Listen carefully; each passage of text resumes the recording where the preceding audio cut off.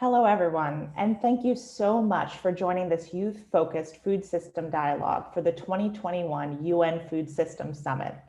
I'm Paula Reichel, Senior Vice President of Strategic Initiatives at Partnership for a Healthier America. And I'd also like to recognize Nancy Roman, our President and CEO, who is here with us and who I can personally attest is a major supporter of young leaders. Hello, Nancy.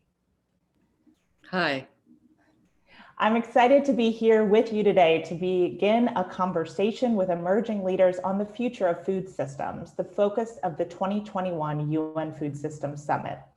Our goal is twofold. First, to highlight powerful work that is driving change within diverse communities across the country. And second, to discuss how we draw more young people into the conversation to build a movement. Engaging young voices around the world is a key focus of the summit, and I'd now like to introduce Adam Gerstenmaier, the Chief of Staff for the UN Food Systems Secretariat, to tell you a little bit more about it. Welcome, Adam. Great, thank you, and good morning. Thank you for having me here today. My name is Adam Gerstenmaier, and I am the Chief of Staff in the Food Systems Summit Secretariat, and based in Nairobi, where I work with the Special Envoy of the UN Secretary General, Dr. Agnes Kalibata. And it's a pleasure again for us to be able to join with you and really kick off this conversation towards the Food Systems Summit. I want to start my remarks with a thanks to the Partnership for a Healthier America for really hosting us and bringing together this dialogue today. Nancy, who was just introduced, is one of our initial champions of the Food Systems Summit. And this is a structure we've put in place going forward, recognizing that we need the help of many of the leading actors in the world and their networks in order to bring to life these issues and make sure that everyone is getting more aware of what needs to be done, but to drive towards to engagement and action. And Nancy certainly has been a champion on that, but also the entire Partnership for a Healthier America network. And this is a great example of how we hope to move forward. In terms of the context of the summit, I hope many of you are already aware that the UN Secretary General will be holding a food system summit in 2021 and looking at how we can use this moment to focus on the power of food systems to achieve all of the SDGs and the entire 2030 Sustainable Development Agenda. I was just on a conversation recently where someone was raising again the fact that we all know that the pandemic of COVID has shown light on the real weaknesses in our food systems and need to make sure that we're protecting our communities, we're focusing on hunger and health and livelihoods at this time. But in reality, the COVID pandemic is just shining a light on much deeper problems that have existed for much longer. The Secretary General called for a food systems summit well over a year ago now at World Food Day in 2019, recognizing at that time before the pandemic that we were off track. We were off track to achieve the Sustainable Development Goals and much of the vision that we had set for ourselves. That even with as much wealth that exists in the world and how far we've come, many people are still being left behind, that we have tremendous challenges of hunger, on nutrition. In many cases, we're moving in the wrong direction. Obesity rates are as high as ever. Many people can't afford a healthy diet. And that with environment and climate, similarly, in many cases, we're moving in the wrong direction, or at least not making the progress we want to see. And so at the same time, food systems can be one of the biggest contributors to that, in many cases causing the problems with the inadequacies that we have, but they can also be the biggest solution. And that was really the call for the Food Systems Summit, was recognizing that we need to turn one of our biggest challenges into one of our biggest opportunities and really seize that opportunity going forward. And so the Food Systems Summit over the last year has been just really putting in place its initial processes, making sure that there would be leadership that could come together behind this vision. And we're excited to say that just last week with World Food Week and World Food Day, 1 year on from the Secretary General's call for a summit, we were able to move forward and announce that we will have the Food Systems Summit on the margins of the UN General Assembly next September in New York, convened by the Secretary General, and with a pre-summit leading up to that, where we can pull together lots of ideas, which will be hosted sometime during the summer in Italy.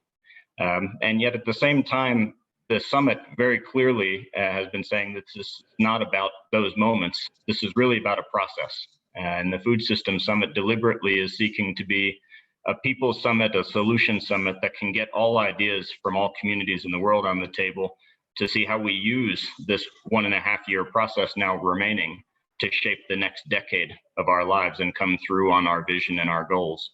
And so as we do that, we have many work streams that we're putting in place in order to draw out ideas from communities and constituencies around the world. We recognize food systems are local. There isn't just one food system, there are many food systems.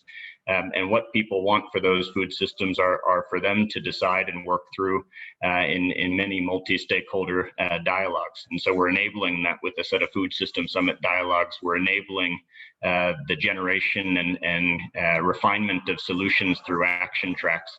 And in all of this work, which brings us here today, we're really looking to also get youth perspective on the table. We are actually very excited that in this process, the Secretary General and the Special Envoy, they've all called for youth to be at the center of what we're doing and playing a leading role in every single one of our structures going forward.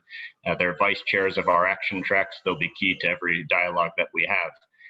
And even independent from that, we are welcoming as many opportunities for youth to be able to mobilize around the summit and drive their own discussions and ideas as they see fit. And so we're excited that today is one of those great opportunities just after we launched this last week to start getting more ideas on the table. And I think I'll wrap my remarks here today by just pointing back a little bit again to the context of what brings us together, that by appointing Nancy as a champion of this in Partnership for a Healthier America, part of the role that we've asked them to do is to be able to be a communicator going forward of our messages, to engage with networks that we can't reach every day, but that they do. But similarly, to also be a conduit back to the summit, to be able to listen and hear from youth, to be able to hear from their networks and bring ideas back to us so that we can be shaping the central dialogue and connecting many networks around the world. And so today, again, is a great opportunity as one of the first of those moments. And our aim today is really to hear from you. So let me stop with that and turn it back to you, Paula. Thank you so much, Adam. I think we're all excited about this potential. And so we have wonderful panelists to share with you today, but we also invite you to join in the conversation by submitting questions through the Q&A function in the Zoom webinar. If you're directing a question to a specific panelist, please be sure to include their name, and we'll try to get to as many of your questions as possible at the end of the session. If you're enjoying our event today and are an amazing multitasker, we encourage you to engage with us on social. Please feel free to tag us at PHA News and use the hashtags #FoodSystems and #UNFSS2021. So I'd like to begin today by introducing Siobhan Terrell. Siobhan is the Deputy Director of the Black Church Food Security Network. She's a child of the Deep South and the granddaughter of former farmers. Siobhan is passionate about Black self-determination, food and land sovereignty, and reclaiming agriculture. Hello and good morning, Siobhan.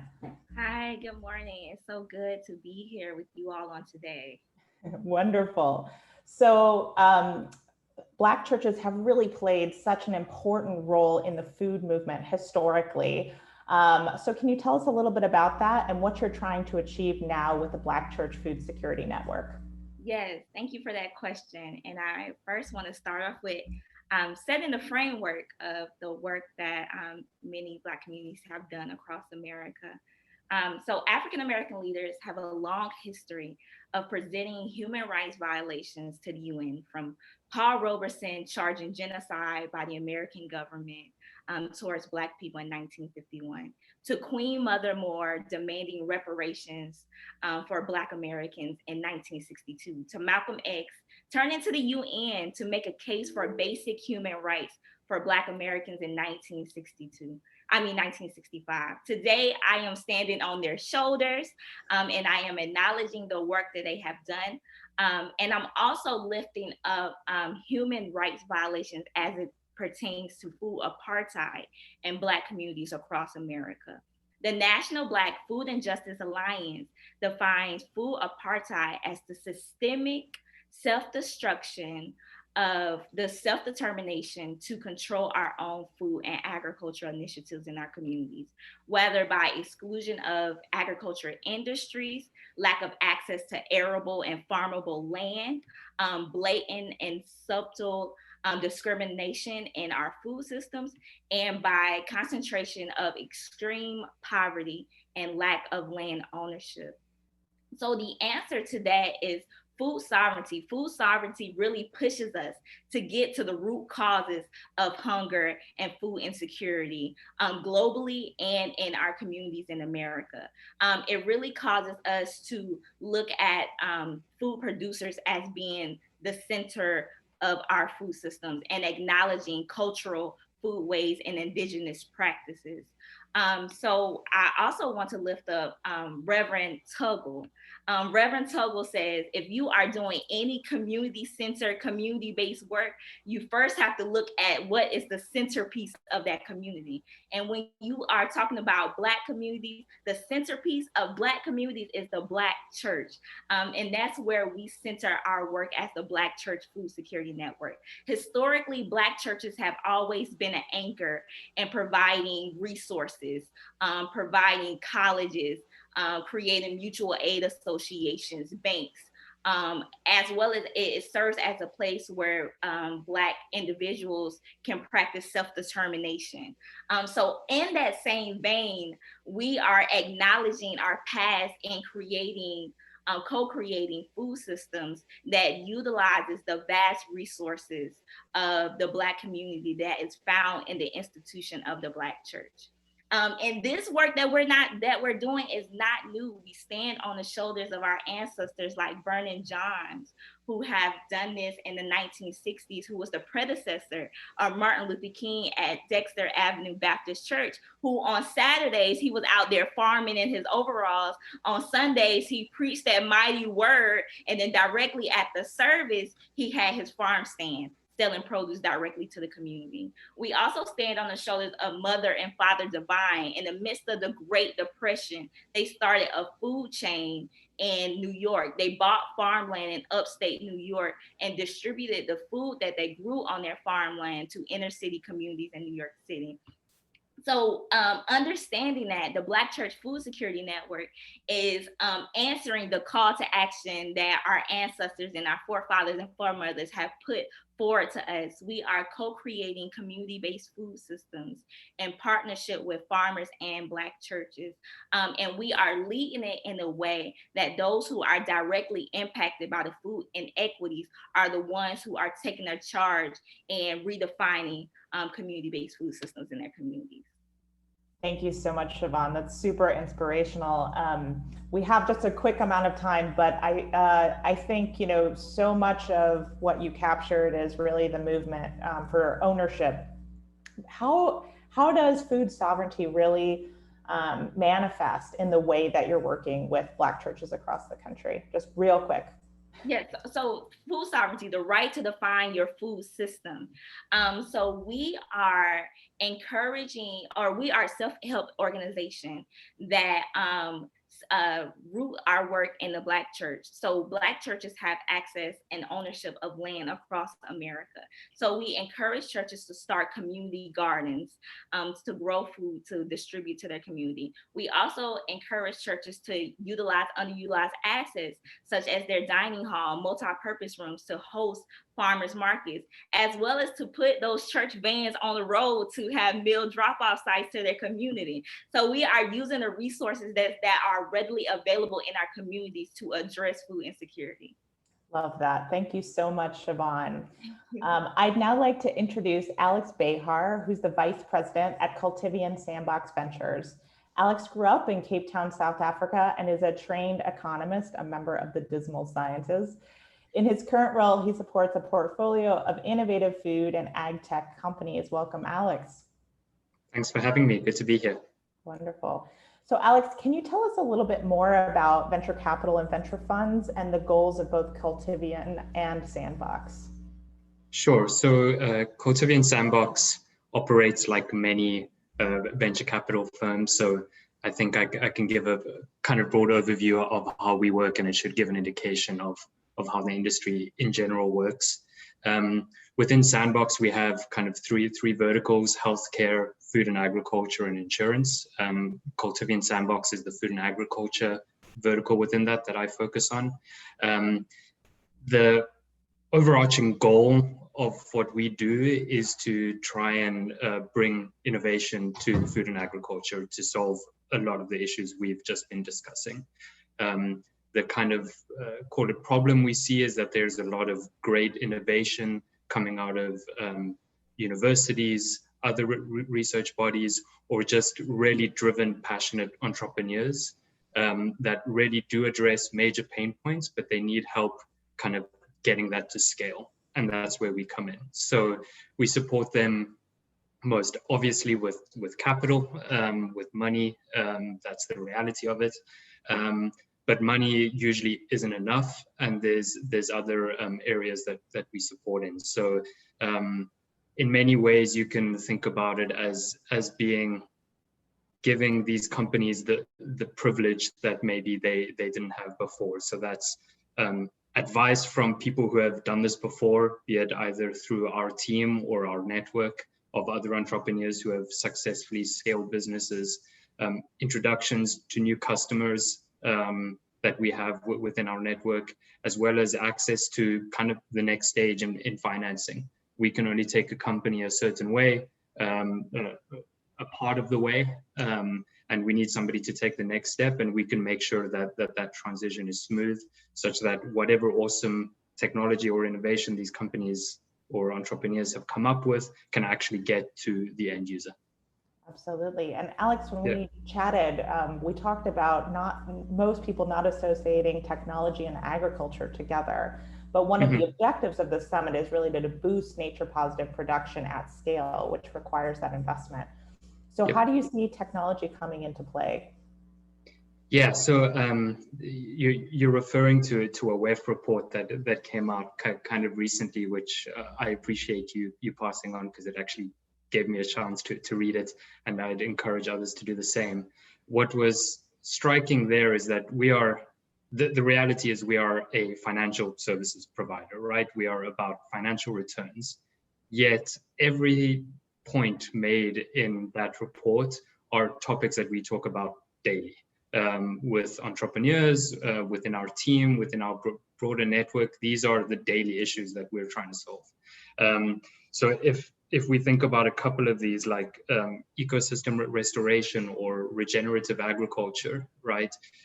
Within our portfolio already, and hopefully in the future, we're already looking at companies that are trying to reduce nitrogen use, increase use of cover crops, trying to bring carbon credits into agriculture in a way that incentivizes the right kind of behavior for farmers. There are literally hundreds of entrepreneurs and innovative technologies around this that we're hoping to support. So these technologies are there, and they're coming thick and fast to solve these issues. And these are not just environmental issues or sustainability issues or social issues. They are real kind of financial incentives behind doing this right, which I think is critical to get these solutions to scale. Wonderful. And Alex, I just want to key in on you focusing in on financial incentives. And so we know that some of the challenges in our food system are the way the financial incentives are oriented. So how can we very quickly reorient our funding of our food system toward more sustainable and equitable outcomes? Yeah, so I was thinking about this kind of on a spectrum, right? So you've got the amazing kind of technologies being dreamt up out of nothing at universities, research organizations, etc., or in an entrepreneur's garage. And you've got the other end, which is when these actually get to consumers that need them, right? And I feel like everything in the middle where we are is well financed, to be honest. I think there's a lot of work that could be done on the early side, just getting the core innovation. We take the 1 in 100 bets. There's a 1% chance it'll turn out. We need somebody taking the 1 in 10,000, the 1 in a million bets at the beginning, where there's almost no chance of something working out, to get more innovation into the system. So that's the main thing. And then on the consumer side as well, we need big corporates, big kind of players within the food system absorbing these new technologies and innovations so that they can actually get to consumers. Thank you so much, Alex. We'll prepare Sure. for our moonshot. So now I'd love to turn it over to Yvette Cabrera. Yvette is the Interim Director of Food Waste, Healthy People, and Thriving Communities at NRDC. She previously served as a food waste analyst at the Rockefeller Foundation and founded a social enterprise focused on reducing food waste at the farm level. Welcome, Yvette. Thank you. I feel like you deserve the title of food waste guru based on all of your previous experience. Yvette, we really know food waste is a challenge across the food system for consumers, for retailers, for distributors, and for food growers, and that we've actually been making progress on food waste over the last 5 to 10 years. What efforts have been most successful in your mind and why? Yeah, thanks for that question. We all know in the US, up to 40% of food goes uneaten. And that's an enormous amount of food that's thrown out in our homes, in restaurants, in grocery stores, and other settings every day of the year. And this is a big issue, not only because there's so many people in this country that are in need of food, but also for the climate. And that's why Project Drawdown ranks reducing food waste as one of the most impactful interventions for addressing climate change. And you're right, we're seeing huge successes across many sectors, which is so exciting. And I want to highlight one from our work at NRDC. We have a project called Food Matters. It's focused on engaging US cities around the country on food waste reduction. And we've been successful in implementing solutions from my perspective with cities because we're bringing together diverse agencies from the cities and engaging local partners to develop and implement those solutions together. And these actors are really critical to our success. So as an example, in the city of Baltimore, which is one of the cities we've worked with deeply through this project, Baltimore City's interest in reducing food waste is really driven by 2 factors. The first is that it has a food insecurity rate that's almost double the national average. So that means that people don't have a consistent access to food that they need to live a healthy life. And the second is that it has an incinerator located within its city limits, which processes waste from around the East Coast, which causes air pollution and negative health effects like asthma for Baltimore residents. And food waste is one of the main things that goes into that incinerator. And we know, when we started this project, we knew that we couldn't address these massive problems alone. We needed involvement from different city agencies that provide different services, and we needed to involve the public. I want to underscore that sustainability efforts must involve the public, especially in reducing food waste, because many food waste reduction strategies reach into residents' kitchens and their garbage cans, which is highly personal. So we did that. We brought together 7 different agencies in the city, and the solutions we decided to drive on would be led by local partner organizations with our support. And one of the solutions we decided to ramp up was community organics collection and composting. And we started by setting up organics collection points at farmers markets. And on the first weekend, the program collected only 15 pounds of food waste. And now between that location and a second one that we set up at a different farmers market, we're collecting between 900 and 1,200 pounds of compostable material each weekend. And all of this would have otherwise ended up in the incinerator. Instead, the farmers from the market bring this food waste back to their farms and either process it and use it on their crops or feed it to their hogs, which is a very fun sight to see. And we wouldn't have been able to have such a successful program without the help of all these different city agencies like the Office of Promotion of the Arts, which runs the farmers markets, or without local partners that informed and implemented the solutions like the Baltimore Compost Collective, which is a youth-run organization. And there's so many other successful programs that are happening right now in schools, in different corporate settings, and we're excited to see all these successes come to fruition, but we know that there's still a lot more work to do. Absolutely, Yvette. I know you are just so well aware of all of the different strategies, both on an individual and on a community level for reducing food waste. Now, I'd love for you to just share very quickly for, all of us here are consumers. We're all eating food, probably more at our homes than usual. What can we do now to reduce food waste in our households? Absolutely, that's a great question. Americans throw out more than 400 pounds of food per person per year. That's a ton of food. And in a nation of 322 million people, wasting food is an embarrassing unifier among us all. We all waste food.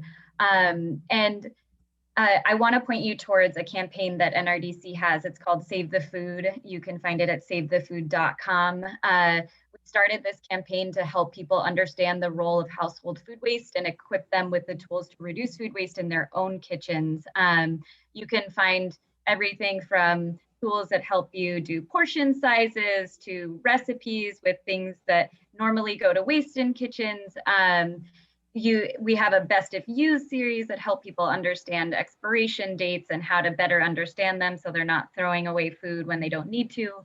So please go and check out that. There are tons of tools and different materials that people can use to actually in their own organizations and in their homes. Thanks so much, Yvette. Logistics plays such a big role in our food system, and it's often the missing or most challenging piece of the puzzle. I'd now like to introduce Ricardo Rocha, the CEO and founder of Bondadosa, a social enterprise in Denver, Colorado. Born in Mexico, Ricardo has grown his company from a tricycle-powered grocery delivery service to a statewide distribution network and innovation incubator. Welcome, Ricardo. Thank you so much for having me. So, we often, last mile food delivery is something that is really, really critical, but often not thought about. Can you tell us a little bit about what the challenges you've seen around last mile food delivery and why it's so important to get it right? Sure. I think taking a step back and learning a little bit about why we were created would give us some guidance. We found that there was a lot of nonprofit or NGOs and various for-profit companies and others involved in the food waste problem, of course, and that food would eventually make it to low-income communities around the Denver metro area. And as a company and as a person who was deeply impacted by the issue growing up, we felt there was no dignity in behaving that way, right? We save food, it's perishable, and then we're going to take it to a community of color, and then we're going to give it away for free. I think it's amazing. I think it's great. I think it's a good work. Yet it misses a couple of marks. One, it misses the economic incentive, right? To make sure that families are self-sufficient, that they're earning a wage, that there are all these other things that are involved in food access and food insecurity. And more importantly, that the reason why the food waste is so prevalent is because there's a problem in storage and delivery and storage and logistics of food.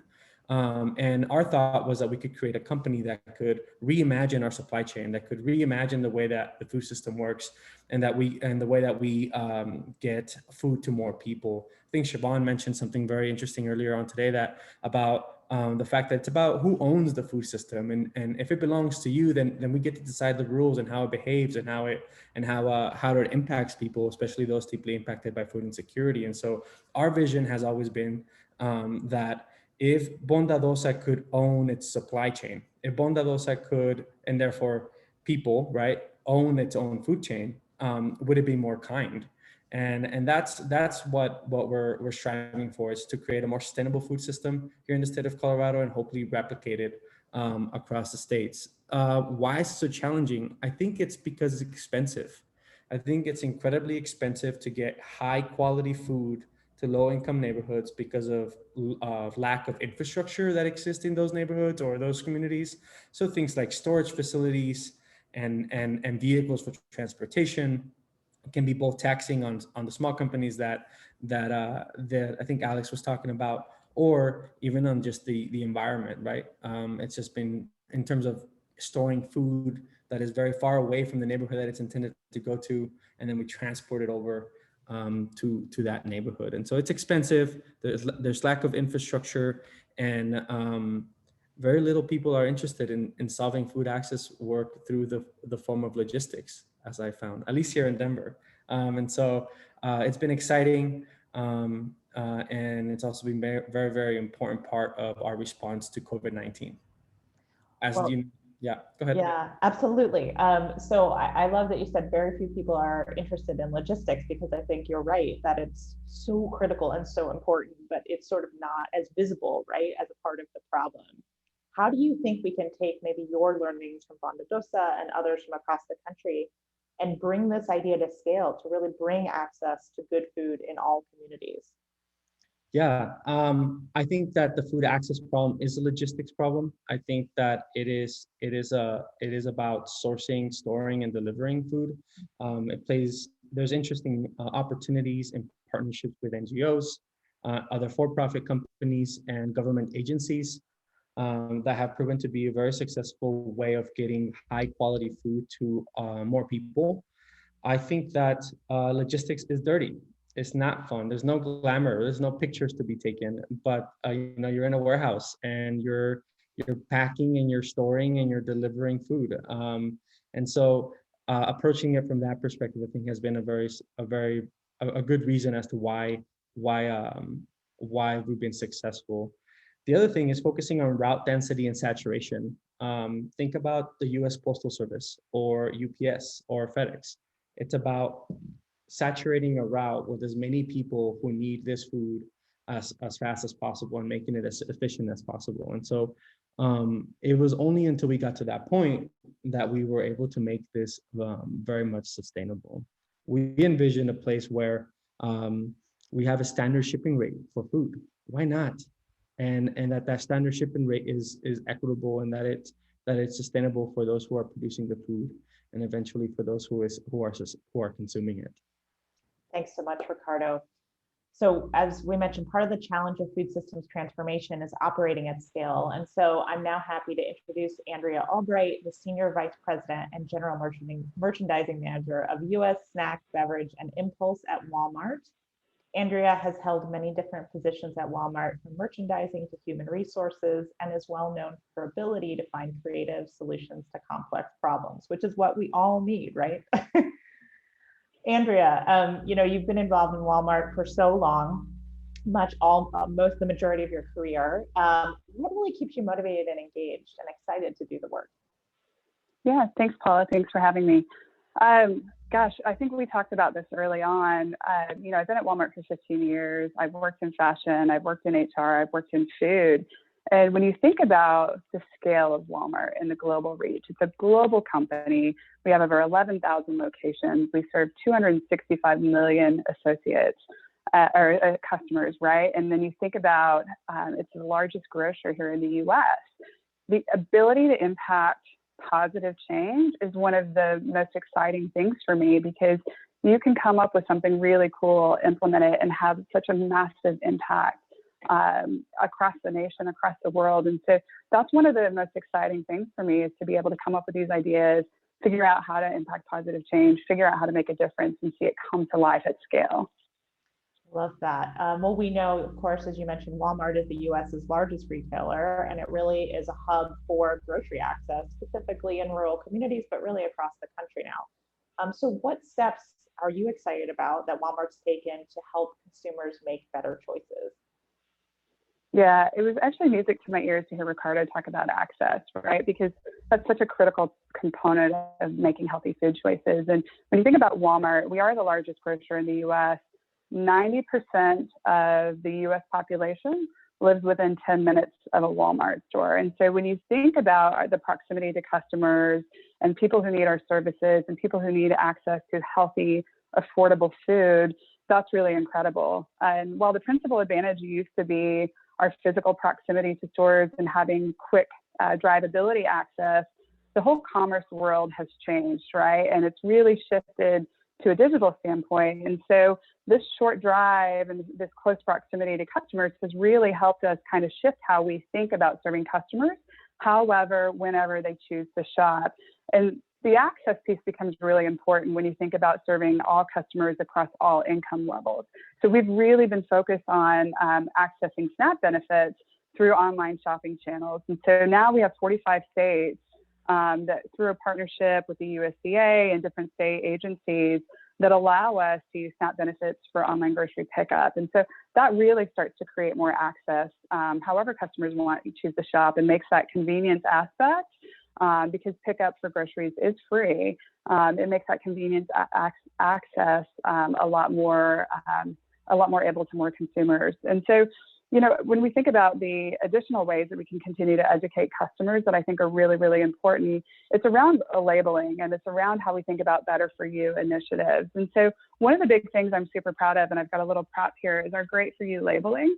So we've put this on a lot of our private brand products, our Market Side brand, our Great Value brand, a lot of our fresh produce, to help educate consumers around what is a healthy choice for you in our stores, and how do we make sure it's not just about access to affordable product, it's also about education around what does good food look like for me. Absolutely. Thank you so much for sharing and for bringing that prop. It's very helpful. So I think, you know, a lot of the conversations that we have around food systems transformation, we're engaging NGOs, CBOs, we're talking about government's role, but we're really not engaging the private sector or talking about the ability that the private sector has to create transformation. So coming from your position at Walmart, what role do you think the private sector has to play as a part of this? Yeah, I think the private sector is a big piece of it, right? And I think we have the ability to partner and collaborate in a couple ways. And I think the first one is really around finance. And so how do we do some problem solving around financing mechanisms like whole crop purchasing, longer credit terms, purchase agreements, things to stabilize production and lower risk for a lot of our producers and workers. And so I think there's a whole financing element that we can work collaboratively on to start to figure out. The other piece of it is really around technology. So when you think about how do we find ways to accelerate technology investments, digital transparency tools, things that can solve short-term needs on information, and help kind of shift the online marketing for farmers and producers and support greater sustainability practices and adoption over time. And I'll give you an example. When we have an outbreak of a foodborne disease, it can take days, if not weeks, to find out the actual source. But bringing better traceability using blockchain technology, this can help save lives by allowing companies to act faster to protect the livelihoods of farmers by only discarding the produce that affected out of that illness versus having to discard whole lots because we couldn't contract trace the sourceability, you know, where this the source of the foodborne outbreak came from. And so I think this partnership on finance, on technology, really this collaboration with the private sector could really change the game and how we think about this. Well, thank you so much, Andrea. I appreciate your perspective. I'd now like to introduce a fellow creative problem solver, Kyle Tsukahira. Kyle is the program manager at the Asian Pacific Islander Forward Movement in Los Angeles. He's been at the forefront of API FM's environmental justice work and leads its Food Roots program, which connects local and sustainably grown Asian produce to communities and businesses in LA while supporting Asian American and other farmers of color in California. Hello, Kyle, and thanks for joining us so early on the West Coast. Thanks for having me. Happy to be here. So much of your work has, with API FM, has focused on youth engagement. And as I mentioned, one of our goals today is really figuring out how we can catalyze and harness youth to create a movement towards sustainable and equitable systems. So can you share some perspectives of working with youth and how we can reach more people? Sure. I think, you know, for us, one of the things that's been really effective is really engaging with youth on all levels, at all levels. So for example, we've done a lot of work with other local community-based organizations here in Los Angeles around community gardening. So working with preschool students, kindergarten students, and even elementary school students to really expose them to, you know, what it's like to grow their own food, to get their hands in the soil, to know that food is grown, that it comes from a place. It doesn't just magically appear on the shelves. And so it's been a really amazing learning experience, I think, for the youth as well as for us. So I think that's definitely one way. And, you know, I think we've seen growing interest from youth to get more involved and to learn more about the food system and where food comes from, who grows their food, et cetera. And, you know, for us, it's just really about engaging with those youth, even on the high school level, whether that is community gardening, talking about nutrition education, or the larger environmental implications of, you know, looking at things like sustainability. how do we ensure that we are, you know, going to have a sustainable future? So yeah, those I think would be some of the things that we've been working on. Really excellent. Thank you for sharing. So I think Food Roots is such a fascinating and amazing program because you're actually utilizing culturally relevant produce to reach API communities in Los Angeles.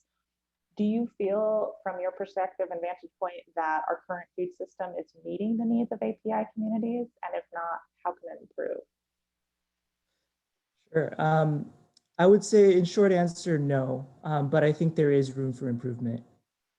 So just to take a step back really quick, one thing I want to say is that, you know, when we're talking about Asian American, Native Hawaiian, and Pacific Islander communities, we're not a monolith, right? It's made up of dozens and dozens of very diverse and different ethnic groups, all with our own unique histories, cultures, and experiences. And really the grouping, the API grouping came about as a social and political way to come together to advocate, you know, for change. So, you know, I think it's a very diverse group. So I did want to just acknowledge that. In terms of the food system, I think there's room for improvement. You know, we know that less than 2% of Asian Pacific Islanders nationwide, and here in California, less than 5% of Asian Pacific Islanders are enrolled in the Supplemental Nutrition Assistance Program, or SNAP. And so that's a major issue, even though a lot of folks in our community qualify for SNAP, many people are not enrolling. And so I think, you know, there's a lot of different barriers, but some of the ways that we've tried to address this issue is really to look at it through addressing it by implementing culturally responsive programming. So programming that really reaches out to the community in ways that they're able to receive it. That includes looking at language access issues. Again, our communities speak a multitude of different languages, so ensuring that there's access and that information is being able to be translated and shared to the community is also really important. And the last thing I would say is, in terms of the API or Asian Pacific Islander farmers that we work with, you know, a couple issues come to mind. One is the issue of land ownership. We work with a lot of small API farmers here in California, and many of them unfortunately do not own their own land. And that leads to, you know, various issues of barriers to getting organic certification, to many other things. And so, you know, these are just some of the challenges I think that we're facing in the API community. Thank you so much, Kyle. So very, very quickly, we know food is so central to so many cultures around the world.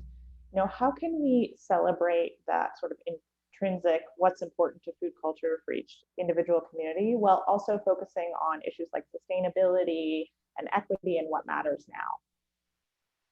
Yeah, I think that's a great question. I think there's two parts. The first is really actually looking at history.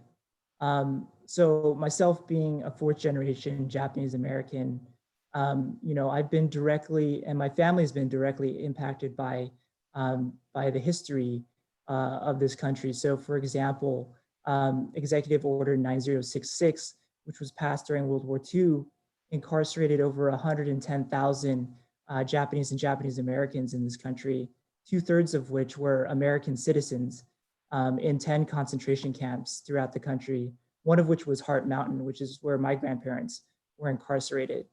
But how this connects to food is actually before World War II, you know, nearly 2/3 of the West Coast Japanese Americans worked in ag, and they produced 40% of the vegetables here in California.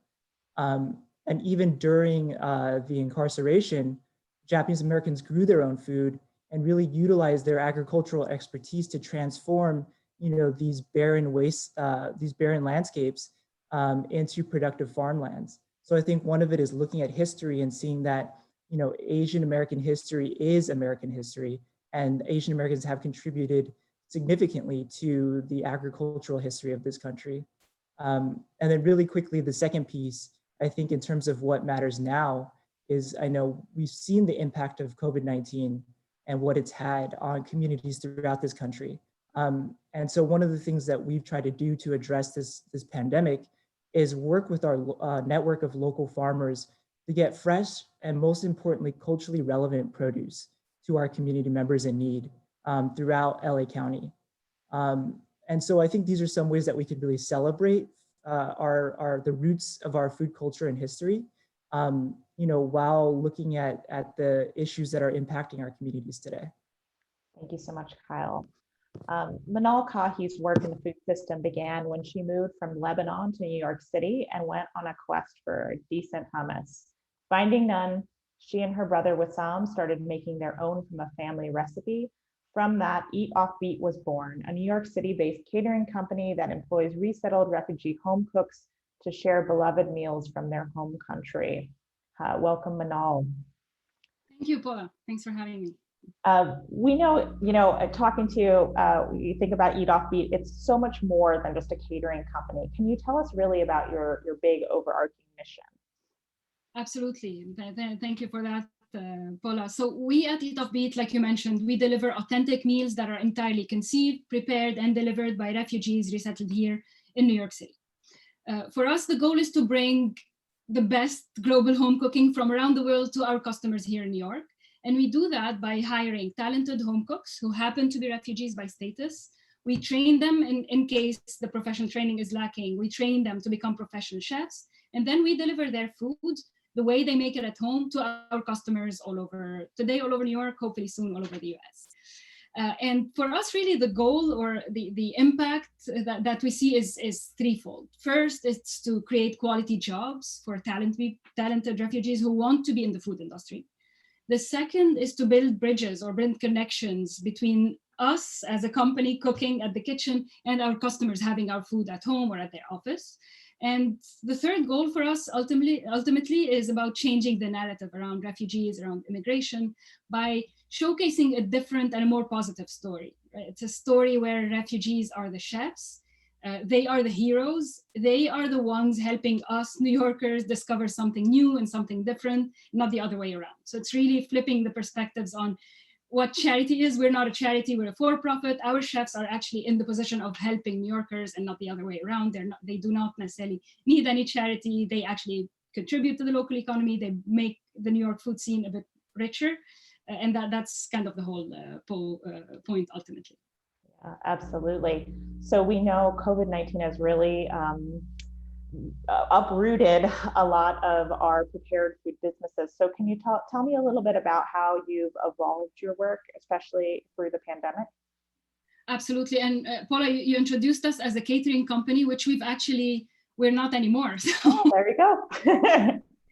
And I'll tell you exactly why. So everyone, I mean, you know the story all too well, but basically we started catering in 2015. We built the company as a catering company. We had been operating for 5 years as mostly a corporate catering company. The bulk of what we did was corporate events, from the small casual team meeting to the high-end gala dinner. Come March 2020, with COVID, we lost 100% of our business within 2 to 3 days, right? We got 100% cancellation rate. We knew we had to pivot or die practically. It was, we had a week, literally a week to pivot and change our model if we were to survive. Now, the good thing is, I mentioned all of our team is composed of refugees and immigrants. Everyone has already rebuilt their life 3-4 times over. So rebuilding a business was not necessarily a huge thing. Changing an entire project description or a job description of someone on the team was, okay, I'll do that. I was a chef yesterday, today I'm a delivery operator, fine, I'll do that. Next day I'm a driver. Everyone was incredibly resilient, and obviously that translated into the entire business being very resilient. So within a week, we took our best sellers from catering, repackaged them, repurposed them, put them in a box, and we now deliver those meal boxes directly to our customers' homes. So instead of doing catering, we now deliver straight to consumers at home. That's a model we're actually very comfortable with. We're growing with. It's a little more capital intensive than catering. It's a bit more challenging. We do need, the potential is way bigger actually. Scalability is way bigger. Now we see potential of actually bringing our food more nationwide, but it's way more capital intensive. So we're actually fundraising. I know Alex spoke of VC fundraising. That's definitely a space where we're trying to, we're fundraising right now. And the biggest challenge is really getting to convince investors that being a socially minded business does not necessarily mean we're less competitive from a business point of view. In fact, we're just more competitive. But very often when talking to investors, we're immediately put in a bucket where, oh, that's cute, it's nice, you have a social impact, and immediately they start thinking of us as a less competitive business, right? So this is part of the challenges we are facing right now. But to answer your question, due to COVID, we're in a completely different space, new space. Maybe there's a silver lining there. But I know a lot of other businesses have done that too. I love the resiliency, and that's a really great comment, Manal, on socially minded businesses. I'd like to put a pin in it and come back. And now I'd like to pivot a bit to talk about how our new food future must take into account the challenges of the present. So you just heard from Manal talking about flipping her entire business in a week's time. And we know all of us are dealing with the global pandemic, and we're also dealing with the effects of climate change. The US's indigenous communities are facing these shocks and more head on, determined to build a more resilient, sustainable, and sovereign food ecosystem. Burrell Jones is a member of the Liup community located on the Navajo Nation. He is the youth program manager for Tulani Lake Enterprises, a nonprofit that serves Native communities through agriculture, advancing water rights, and developing local economies while promoting cultural knowledge. Welcome, Burrell. Hi, good morning. Good morning. Burrell, can you tell us a little bit more about the issue of water scarcity in the Navajo Nation? Sure. I just would like to introduce myself. Yad ya Burrell Jones deshidine. Nakarine neshle. Totally bashchin. Hashkan had zoha deshichedo touchini dashnale. Leia dahilan dan nasha. In Navajo culture, we have to introduce ourselves to understand and form the relationships we are with those that we are with. And those are my clans in Navajo. And I just wanted to let you all know that I'm from the Grand Falls region in Loup community on the Navajo Nation. We're located in northern Arizona, and we exist in the Little Colorado River watershed region. So just to give you a geological reference to our location. As you mentioned, I work for Tulani Lake Enterprises, and the work that we're doing, we try to promote for sustainable food growth in terms of working with the land and water. So to answer your question about the climate change impacting our food systems locally and regionally, has been a learning curve for us, because when we look at the year 2000, the Southwest United States have been in drought conditions, major drought conditions. And there were studies done from some of the universities that found out that they did these, they studied tree rings within the region of the Colorado Plateau in the Southwest. And they found that there were 4 mega drought periods since the 800 AD until now. And from 2000 to 2008, they found that that was the second driest season within this region. So when we talk about climate change, global warming, it has these impacts of drought and water scarcity while trying to develop and grow within our local food systems. And because of that, we at TLE, we want to promote the idea of water conservation and promote the idea of building soil health. So it's a part of this idea of regenerative agriculture. And that's one of our main teachings at our demonstration site locally. And to really look at the historical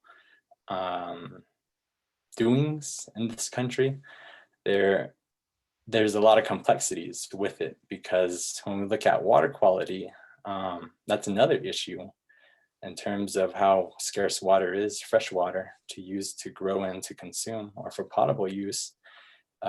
We look at these uranium abandoned mines that were exploited for the United States to develop the atomic bombs and for the Cold War. And so these are issues that continue to plague our communities and the access to fresh, healthy, and safe water. So these sources are also inclusive in our food systems and how we can be more resilient. And so the water scarcity in our region, we hope to promote and find ways to resolve these issues locally.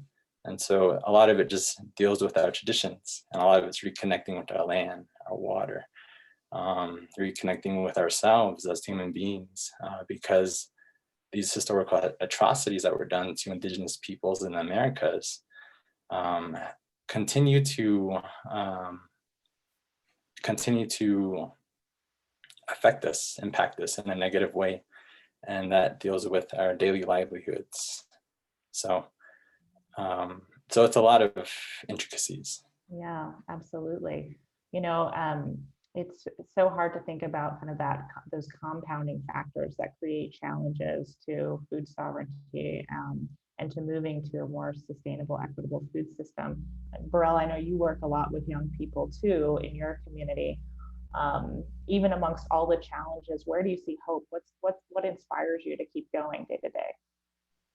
What inspires me is working with local communities, seeing local leadership be more prominent, and helping their people. So growing up, where we were taught to believe that, you know, we are in this fight that we are trying to help our people to survive and live another day. And those teachings that we live with, those traditions and our philosophy is to strengthen our well-being, our mindset, and our spiritual connection to who we are and to the land. So with that, I think that a lot of the traditions and family is a large part of being Navajo Dene.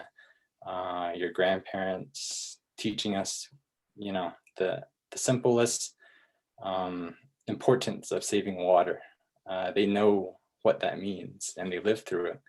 And our parents and, you know, the rest of their families who really taught us to value what we have now on this earth, and to figure out how to be resilient, how to adapt to our this condition that we're living in, and this environment that we're living in.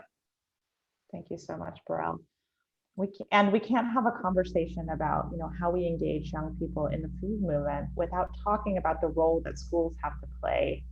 Morgan McGee is a trained dietitian who has spent the entirety of her career working with and in school systems. She is currently the Director of School Nutrition Leadership for Food Corps. Welcome, Morgan.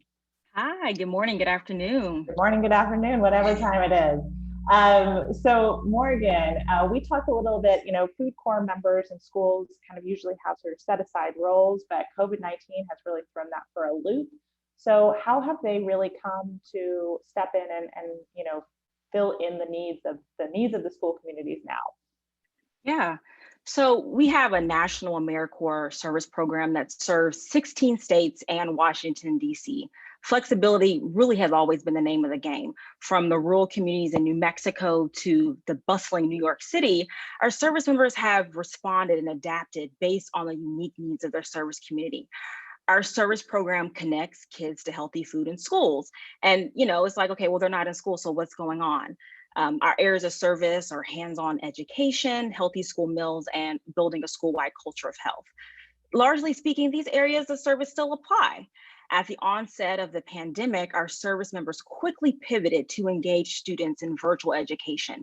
We have a vast library with nearly 200 videos that can engage students and their families. And we found this to really be a great solution for teachers who are looking for standards-based curriculum to engage students while at home. And a lot of also maintaining gardens, you know, which is a naturally socially distant activity to do. And since we're talking about food systems today, gardens really allow students to practice the end game, which Siobhan spoke about at the beginning of the conversation, food sovereignty. Gardening in school allows children to grow their own food, thus giving them the ownership and agency over their food choices. It builds knowledge and resiliency through getting back to the roots. Pun intended. You know, anything from emergency food access and distribution to connecting the broader school communities to the resource available, our service members are doing just that even now during the pandemic. I love that. We know food growing has also become way more popular. So battle for the seeds 2020. So Morgan, I know you have a real passion for improving diversity in school food leadership and in also making school-based nutrition career pathways more viable. So more than just becoming a lunch person, right? So can you tell us a little bit more about that work in your passion? Yeah, sure. You know, as a Black dietitian, working my way through the ranks of school nutrition, I would often look around and be the only one who looked like me in the room. And when I joined Food Corps last year, it was clear that we really had an opportunity to center communities of color. You see, for me, as Siobhan said, and a lot of the folks on the call have really mentioned, is that I wouldn't be where I am today were it not for the dynamic leaders who came before me and opened those doors. You know, we stood on the shoulders, or we stand on them, of our ancestors. And as baby boomers retire at alarmingly high rates in this country, we have to start making conscious efforts to recruit and retain leaders of color in school nutrition, a career path that often isn't talked about. You know, it's one that I found, you know, to be very fulfilling. We're talking about systems level change here that allows you to center student voice and choice through menu planning, the food that's on their trays, through policy, through education. And so to this end, at Food Corps, we're launching a BIPOC, or Black, Indigenous, and People of Color School Nutrition Leadership Network to connect our alumni, which we have an alumni network over 1,000 in it, to school nutrition leaders for mentorship, professional development, and to really, like I said, to elevate the field of school nutrition to make it an appealing career choice. Again, if we know those leaders are needed, what efforts are we making to make space for folks to enter? And this is only one way. Hopefully those viewing this panel today are asking themselves this very question and considering, you know, how am I empowering the next generation to be a part of creating a more just food system? Absolutely. I love the concept of making space for new voices and for young leaders, and hopefully have a lot of young leaders, both you and everyone who's come before, and also who are watching as participants today. So a big part of food systems change is about really reaching a wider audience. So we know, you know, probably most folks who are listening today are at least somehow tapped in or interested in the food system. But really, how do we transition people from becoming eaters to becoming, you know, cognizant, conscientious eaters? What ways are you seeing, both either through Food Corps or through your experience, about how we can spread this movement to a wider audience? Yeah, that's a big question, Paula. I'll try my best. You know, school nutrition has to be seen as an essential part of the school day. And I say nutrition, and then you've heard me say throughout our short conversation, and not simply school food, because food is a component in a larger system where we look at access, food justice, policy, education, with the end goal of empowering students, right? That food sovereignty that we talked about. With this in mind, the school is the best setting to educate students. There's a school in every community, in every city across America. You know, Ricardo, the logistics problem that you spoke about, or the challenge rather, schools might be the answer to that. We've seen a lot of schools connect with the supply chain in a broader goal of still connecting that community. You know, schools are an interesting place because it's a place where education system and the food system collide. The meals that students eat every day and the lessons they learn in the classroom and in the garden are daily opportunities for kids to learn about where their food comes from, and then build those healthy relationships with their bodies, with their minds, and with their greater community. This kind of education looks like farm to school initiatives through food and garden education that connect the cafeteria to the classroom through taste tests, much like our service members are doing. What we're aiming for is making this the norm, where food education is integrated into the school day curriculum. And these connections, you know, as a dietitian, as someone who studied biology, is, you know, it made a lot of sense to me when I got into school nutrition, you know, whether it's science and sustainability, or agriculture and the life cycle, or math and growing your own food. The list could go on and on and on, but hopefully you all get the point. And it's just not about learning facts. Trust me, I'm a dietitian. I know a lot of nutrition facts. It's about supporting students to build lifelong positive relationships with food. You know, and importantly, it's about equity, Paula. If we seek to see a more racially just and equitable school system, we must view school nutrition as an essential educational outcome. absolutely love that. And with that beautifully composed point, I'd love to just welcome all of our speakers back to engage in a little audience Q&A. So if you are excited about what you're hearing today, if you have questions, again, please type them into the Q&A section of the webinar, which is on the bottom right of your screen. So, Morgan, we actually have a couple of questions for you to just kick it off. An attendee wants to know, how did Food Corps start? And then how can we make schools not sell junk food? How can we make schools promote healthy food? That is a great question. Food Corps started we're almost celebrating our 10-year anniversary with the vision to see a more just food system. We've gone through a lot of iterations of the work that we do, but it has always been a AmeriCorps service program where we have service members in communities working with local schools, whether it's agriculture, connecting kids to the school, cafeteria and things like that. And the question about the encouraging kids to eat healthier food in school, I would say vote. That's what I'll say. I would say vote.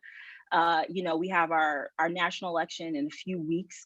It is important to elect folks who value school food and who value the education system and who are really advocating for a more just food system. It is challenging. I'm a dietitian and I would often present to teachers and principals and I get asked this question all the time.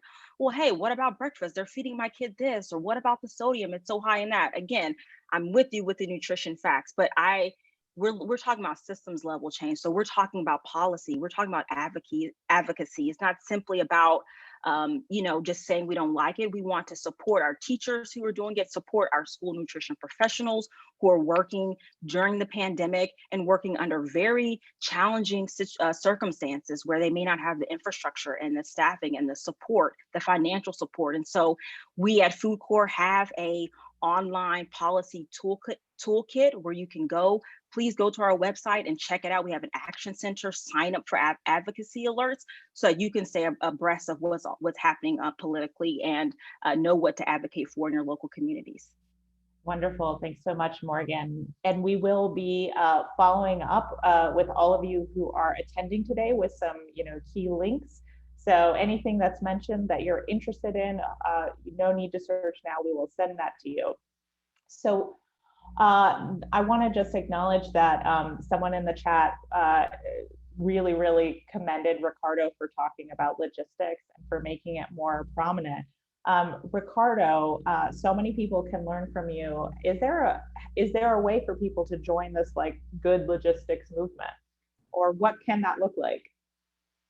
Yeah, I think one of them is owning understanding that the food access problem or the food nutrition value, the high nutrition problem is actually in logistics and in the way that we grow, store, and deliver food, whether we're delivering it to a blacktop or we're delivering to someone's home or to a school cafeteria. It's the same process, and the impacts of those the impacts are interesting.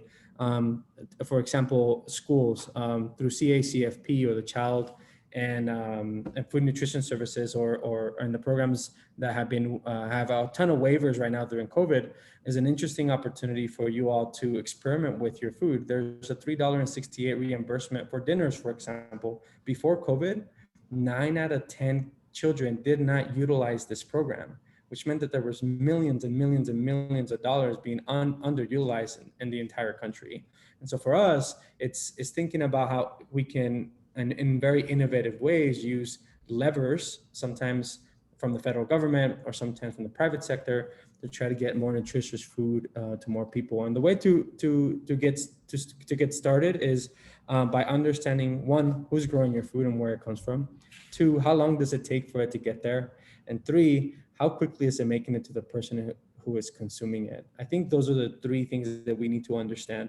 And I love gardens. I really, really do. I think they're a wonderful place for education, but oftentimes in places and like King Supers or Walmarts or Save-A-Lot or even other carnicerias or little corner stores, they're less than 15% of the entire UPCs that are served in in that grocery store, right? And so we have to focus the attention on all the value-added products that are making our community sick.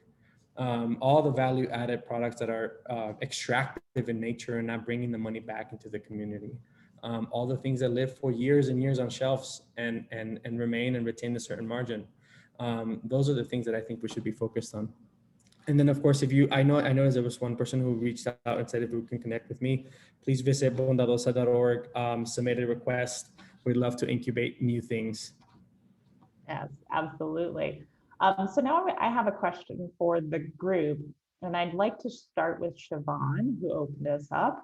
So we know from the climate change movement that young voices can make a big difference. Let's not forget about Greta and all of the incredible work she did really to lift off the dialogue around the imperative of solving climate change. So what can we do to make food systems transformation a more urgent priority? How can we inch it up the priority list for you, for me, and for governments? Siobhan? Thank you for that question. I kind of want to push back a little bit and say I think food systems is a priority, but the question is, it's a priority for who? And it's a priority for the people who are living in food apartheid areas, food insecure areas, and putting the power back into those communities so that they are able to redefine and to define just and equitable food systems. Such as land access and land control. In the 1920s, Black America owned 16 million acres. Today, it's less than 2% of that. And that's because of predatory lending habits from the USDA. So just getting back to putting communities in a power position so that we are able to control the destinies and the food needs of our own communities through land ownership. Wonderful, thanks. Andrea, I'd love to hear your perspective. Obviously, I know you're not as much of a food person, maybe as other folks on this call. So what do you think about this? How can we really raise the dialogue around food and food systems? Yeah, thanks. I really think it's about some of the collaboration that I talked about earlier. If you understand where you can actually impact change and how you can make a difference on a broad scale, that's where I start to kind of focus. And I think about NGOs, I think about government, I think about private sector, and how can you kind of coalesce around these initiatives around deforestation, around sustainable farming practices, around how you're sourcing cocoa and palm oil and all of these things that have a material impact, not just on climate, but around our people, because I think it's about sustainability, not only for our planet, but for our people. And so how can you really start to get these organizations together to start to impact change at a broader scale? And that's one of the things I love about Walmart. And I think about Project Gigaton and our initiative on deforestation and on, the Midwest row crop farmers to try to find new ways to bring sustainable practices to life. And then also thinking about the Better For You initiatives and how connected it is to social equity and social justice in underserved communities. I think these things have to coalesce together, and there has to be a cooperative with organizations that have the ability to impact change at a broader scale. Wonderful. And I just want to follow up really quickly with you, Andrea, on that point. And you were talking about your Better For You, and we did get a question through the chat around folks who are accessing online shopping at Walmart using SNAP and marketing. So what role do you see, targeted marketing playing in decision making and in sort of meeting these standards?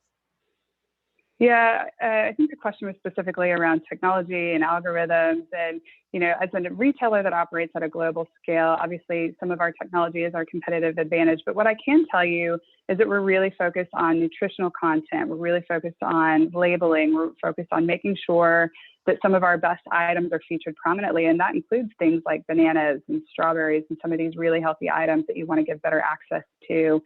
We're also looking at partnerships and innovating different ways to bring to life. We have a partnership with the Meredith Corporation, the publishing organization, to give really great healthy recipe options. Because sometimes part of the barrier is that ease, convenience, not knowing how to cook, those are all challenges that a lot of our customers face. And so how do we teach them and educate them that this is a healthy option give them all the nutritional labeling content that they need to make better choices, and then empower them with recipes and ideas to help incorporate those types of ingredients into their everyday kind of food processes and food thinking. Yeah, thank you, Andrea. I appreciate that. So I know this has been a fast and a furious conversation, and I just want to recognize each and every one of you. Thank you so much for participating as a speaker, and for those of you who are tuned in as participants. You know, it's clear that we need new energy and bold new ideas to create the type of change that our food system needs in order to meet the SDGs in 10 years' time.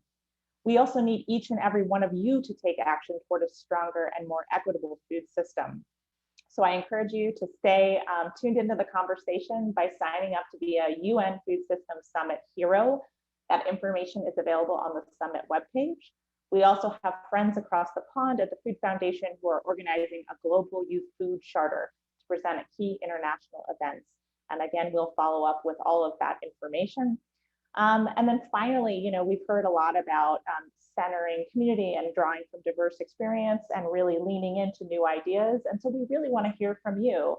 How can we best harness youth voices towards food system transformation?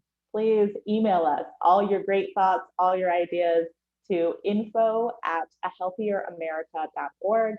Again, you can reach us at info@ahealthieramerica.org. Thank you all for joining today, and looking forward to continuing the conversation in the months to come. Take care.